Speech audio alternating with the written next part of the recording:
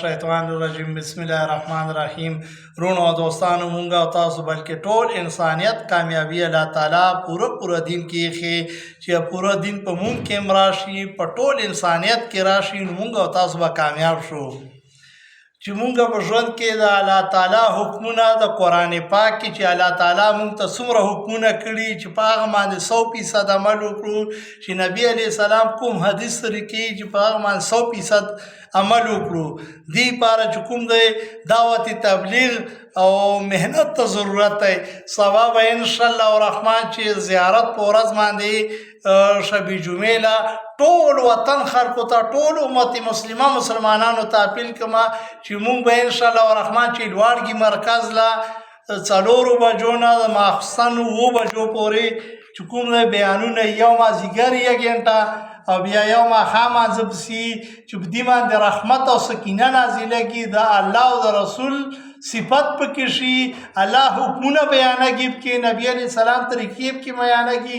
دا دومره برکتي محفل دی چې الله تعالی په داسې محفل باندې چې کوم دی وروسته فرشتو ته چې اعلان وکړي چې ستاسو ګناهونه په نیکو باندې بدل شو، تاسو ټول ګناهونه وبخښل شو. دومره برکتي محفل دی، په رحمت او سکینه په نازلېږي، دعاګانې پکې قبلېږي چې څومره غمجن خلک دي، څومره خفګان والا خلک دي. نن سبا یې په قیمتي دور کې چې څوک خفه یي، بیماران دي، څه تکلیف چاته یي، شبې جمعې له راشئ په هغه محفل کې الله تعالی سوالونه دعاګانې قبلوي چې مونږ او تاسو ټول کې راشو. بس په 7 بجې بیان ختم شو، جمع وشي او خیري دعا وشي، ورسره بیا کلي له ځي، ګوره ټولې 3 غنټې او خپل ګاډه یې سره بیرته کلي له راځه.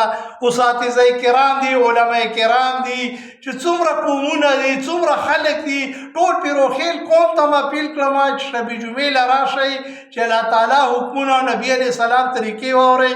چې چا په ژوند کې نبي علیه السلام طریقې راشي نو هغه خلک باندې به چې کوم دی که نه دنیا کې خوشحاله وي. په نبي علیه السلام باندې چا 100 ځله ورځې درود شریف ووایي، الله تعالی به یې په ټنډه ولیکي دا نه منافق دی او نه جهنمي دی. څوک یې 300 ځله ووایي الله به له دنیا کې بې ولي جوړوي، نو بیا به له مرګ راځي. نبی علیه السلام باندې به شفاعت واجب وي. څوک 1000 ځله په دنیا کې درود شریف یې تبلیغ مشران یې ټول هم یې 1000 ځله درود شریف په نبی علیه السلام باندې یې چې څوک هغه شي که نه 1000 ځله ووایي الله تعالی به ورته په دنیا کې جنت کې محل وښیي، بیا به مرګ له راځي. لوړ کې یو جومات راغلی و، یې کال نه 15,000 کسان یې مسلمانان کړي وو. ګوره دا زمونږ او ستاسو نبي علیه السلام ټول امت ذمواري، الله به رانه پوښتنه کا تبلیغ باره کې. دا بله ورځ یو بل جومات لاړ، 11 لکه روپۍ کس یې واچاوه. دا ګوره څه لیوني نه چې 11 او 23 غنټې هغه ملک ته مزل دی چې لاړه، 1 کال دپاره لاړه. دا به د کلمې رسونکو کې شمارهږي.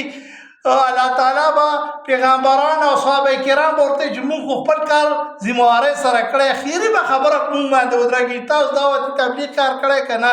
چې څوک د 1 کال لپاره تبلیغ له تلي هغه غاړه خلاصه شوه، 4 میاشتې چا د ګوري هغه غاړه خلاصه شوه. ګورئ کم سے کم چې درسې روزه او د شبې جمعې له خو راشئ، اخیري په دغه هغه باندې به دا خبرې خلاصې کړم.